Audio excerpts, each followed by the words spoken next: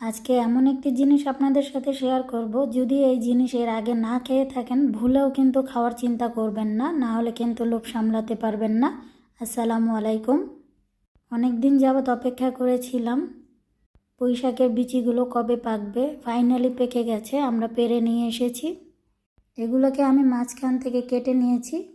আপনারা চাইলে শুধু বিচিটাও নিতে পারেন, ডাটা ছাড়া। এবার চুলায় আমি একটি কড়াইতে রান্নার তেল দিয়ে দিলাম 2 টেবিল চামচ পরিমাণ। কিছু রসুন কুচি, কিছু কাঁচামরিচ কুচি আর কিছু পেঁয়াজ কুচি। আমি এখানে বড় সাইজের 2টো পেঁয়াজ দিয়েছি। এবার এগুলোকে 2 মিনিটের মতো ভাজবো।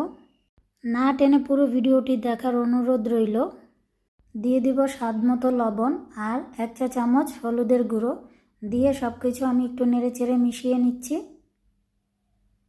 মিশিয়ে নেওয়া হয়ে গেছে। এবার দিয়ে দিব পুঁই শাকের বিচিগুলো আমি ধুয়ে রেখেছি। দিয়ে সব কিছু আবারও একসাথে ভালো করে মিশিয়ে নিব।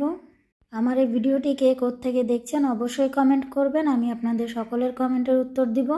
যদি একবার এইভাবে পুঁই শাকের বিচি রান্না করে খান তাহলে কিন্তু আপনি এর প্রেমে পড়ে যাবেন।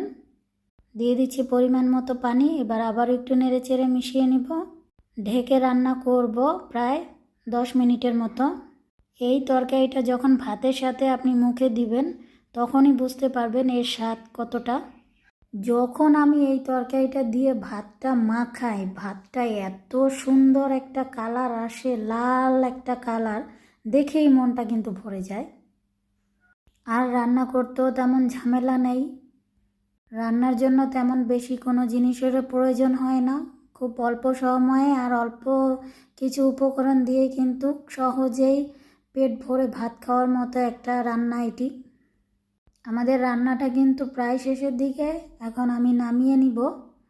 আমার আজকের রান্না আপনাদের কাছে কেমন লেগেছে অবশ্যই কমেন্ট করবেন, আর অবশ্যই এভাবে বাড়িতে বানিয়ে খাবার চেষ্টা করবেন। তৈরি হয়ে গেল আমাদের পুঁই শাকের বিচি রান্না। সবাই ভালো থাকবেন, সুস্থ থাকবেন। আল্লাহ হাফেজ।